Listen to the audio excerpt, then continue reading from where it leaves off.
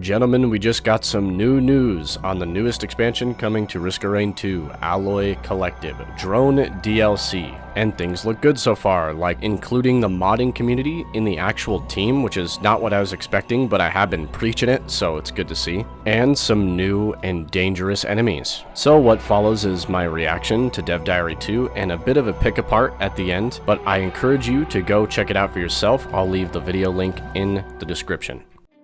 Hello everyone, by now you've probably seen the announcement for Alloy Good Collective, afternoon. our third expansion for Risk of Rain 2. Today we're going on a safari deep into the Solus-controlled regions of Petrichor 5, along with some very exciting news for fans of the series in this dev update. But That's a before very we pretty crack on, stage. please head on over to the Alloy Collective page and give it a wish list. We want to make Alloy Collective the single best addition to Risk of Rain ever, and that is one hell of a high bar.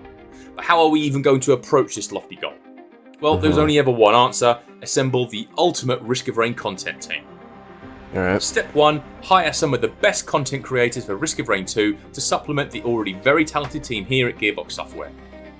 A key factor in Risk that of was Rain a new 2's lunar success item right there, has I been saw its that. massive modding scene. It's existed from the very start and has grown into a huge community of creators pumping out some amazing content.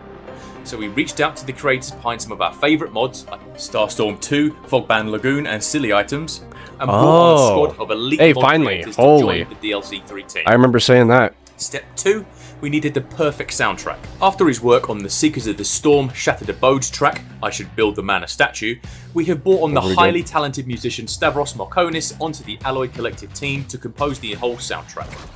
Stavros worked closely with Chris isn't doing it at all, though? DLC 2 Damn. and DLC 3 to nail that special Risk of Rain sound, whilst adding his own unique flair. And to quote Chris directly when talking about the DLC 3 soundtrack, "Trust me when I tell you it's full-on bangers." Alright. And finally, step 3, on top of the modders and Stavros, we also brought on 2 people who have previously worked on Risk of Rain 2 to rejoin us on the DLC. Firstly, prolific Risk of Rain 1 and 2 modder Sivalos, who wrote the majority This music of the in the entries for background I Risk of can Rain tell 2. is new as well. And lastly, one of the co-creators of Risk of Rain 2, Jeffrey Gore Hunt, has also rejoined the team for Alloy Collective. This talented new bunch, alongside the tenured team of developers we have here at Gearbox Do we got Software, the A-team working on this? formed a team that we think will make Alloy Collective the best ever addition to Risk of Rain. You may have seen that music in the background, holy. in the previous devlog. For those The who stage missed is it, nice too. here's what will be included in the upcoming DLC. There's going to be 2 new survivors, 6 all-new stages, 6 new enemies, 15 I thought new it was items, 7. Whoa, new whoa, whoa, bosses, whoa, whoa. Hold including on. a new final boss encounter. Whoa, we're not on the Steam thing. You guys said 7. Now it's 6. Are they all too similar? Did we combine them into one? A new elite type, new survivor skins, and 7 new drones. But why new drones? Here's lead designer Bruno Fontanetti to tell us all about it. So Bruno, why drones? But why not drones? One thing that might stand out compared to previous DLCs is the inclusion of 7... I like this one right here. Sorry to interrupt him, but I like this one right here with the little solar panels and stuff on the side. No idea what it's gonna do. It's got the power of the sun or something locked in it, but you know. New drones. With the technological theme of this DLC, we thought it was high time this often overlooked aspect of Risk of Rain 2 was given a bit of love. Drones are a part of the game ripe for expansion. With the exception of spare drone parts in Survivors of the Void, there have been 0 changes to drones since the game launched. Having a source of player power that isn't item-based allows us to design fun and powerful content for runs. Okay, that stage is so nice looking. It kind of looks a little bit too similar to the one stage, the Aphelion Sanctuary, but this is really pretty, at least. Because one of the reasons I love this game is the colors and stuff like that are really, really nice looking. Without having to worry about excessively diluting the item pool. Some of these drones bring mechanics we've been thinking about for a while. We wanted the gameplay drones could bring to your kit, but never quite made sense as an item or player ability. It's making a saw noise. Is it trying to saw them? Adding extra drones is the perfect opportunity to get some of these ideas into the game and into your hands. We didn't stop with just adding new drones. We also that's a new item right there. Your drones periodically drop dynamite. Box of dynamite. Yo, a good opportunity for the, what was it, Arms Race, I think, to come to this game. Arms Race from Risk of Rain Returns. Good opportunity time. Improve the AI for all drones to make them much more useful battle companions. Drones are now faster, copy their owner's target, and are generally just smarter and better at using their skills in combat. Oh, so they improve the AI on them, okay. And stay closer to their target.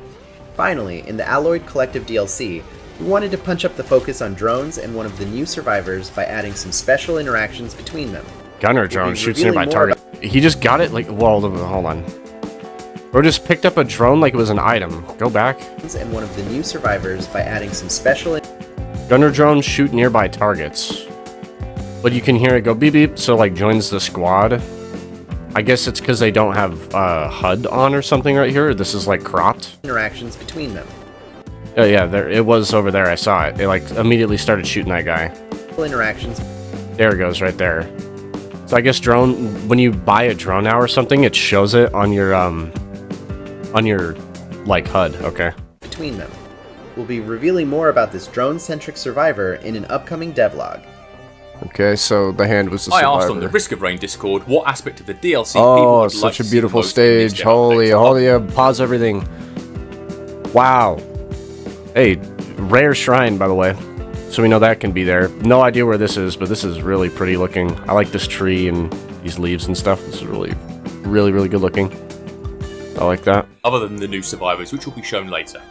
Some said stages, some said that enemies, big thruster in the top for left. Items, and many asked for the new drones. Like big light or Being something. a man of the people, I decided to give you a sneak peek at all 4. First up, we're taking a visit to the Pretender's Precipice, where we come face to face with the Soulless Invalidator. This broken little weirdo rolls around like a lost puppy, looking to impress its bigger, nastier kin. But don't be fooled, this unit has a unique attack which will be the downfall of the unprepared.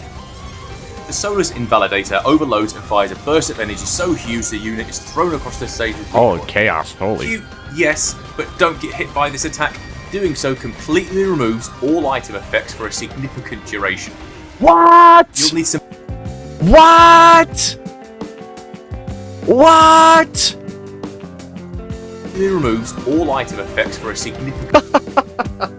So, guys, remember when I said you know how to make the game harder? Remember when I said that? Remember? That's crazy. How long? He says a few seconds, but how long? Do you know how dangerous that is? That's not even like an elite type 2. That is insanely dangerous. Duration. You'll need some help. That is not everyday danger. That is advanced danger. Defeating this new foe, or at least to avoid its attacks. The new Faraday Spurs will let you do both. Okay. Once collected, the Faraday Spurs will generate an electrical charge the longer you sprint, increasing your speed and jump height by up to 60% speed. I love the music I'm hearing. 200% jump height when fully charged. Once you're at least 25% charged, you can jump, consume the charge, and unleash a huge explosive discharge for 400% damage, making this uncommon item a great find for both mobility and defensive power. Cool, yeah. Next, we'll be heading to the Empyrean Adamants, where not all of the mining equipment is completely inactive. This mean ball of fury is not happy about the intruders of its resource-rich territory. Hey, it's a Bioshock! The there he is again. Locks in on your location before dashing at you with its drill arm extended. Is it trying to kill you or simply extract your precious minerals? Who knows? Either way, that effect that it's like spamming on the target to notify you that it's coming is weird. New allies to aid you against like the alloy too flashy. And sometimes they synergize even better than items. Introducing the freeze drone and the bombardment drone. We're not always subtle when naming. The freeze drone is a legendary? The drones have rarities now? That is one color equals important information. These 2 new drones do exactly what their names suggest. So is the bombardment, they're both red. A projectile that bounces between enemies up to 6 times, applying the very powerful freeze debuff to them. This sets up for the bombardment drone perfectly. Hovering in place above its target and absolutely devastating any enemies below with huge AoE damage. Wow, okay. We can't wait for you to play Alloyed Collective later this year and get your hands on what this new team has created. For now, please don't forget to wishlist Alloyed Collective, and we'll see you again soon for the reveal of the first of 2 new survivors. Yeah, there was a new item right here. That thing, it looks like a kettlebell, if you guys know what a kettlebell is for lifting. And it's like got lunar spiky on it. I like that they're including the modding community devs into this. Yeah, I never played Fogbound, didn't get around to it, but I know Starstorm 2. This is a little bit concerning. It said 7 on the Steam page, maybe it was a typo, and now it's 6, so we either got rid of one or we combined them into one or something, I don't know. You lose your item effects. Yeah, you get this little no in chest, no out symbol. That is so cool.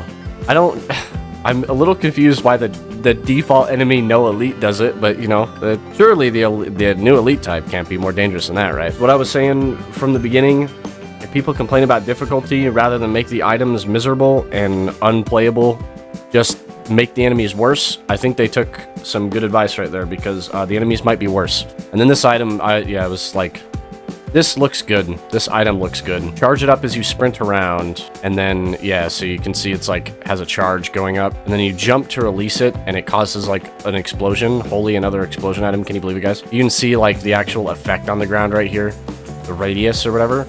I don't know if that causes damage when they're close to it, because the guy's health bar is already seen. It doesn't look like it does, though, because he only takes 1 tick of 96 right there, so when he activates it. Same with this guy right here. Vulture up here takes 96. The enemies that they do show, they've only showed 2 of them out of the 6, apparently. But this one definitely looks way less threatening than the other one they showed, but they can't all be, you know, looks at you menacingly for half a millisecond and then you die. I'm not sure if this is a placeholder thing, but it's weird that like these drones are rarity, so drones have a rarity now, which is really neat. I see the subject to change in the bottom right now because it was 7. Anyways, that looks pretty good. I'm hopeful. Looks pretty good.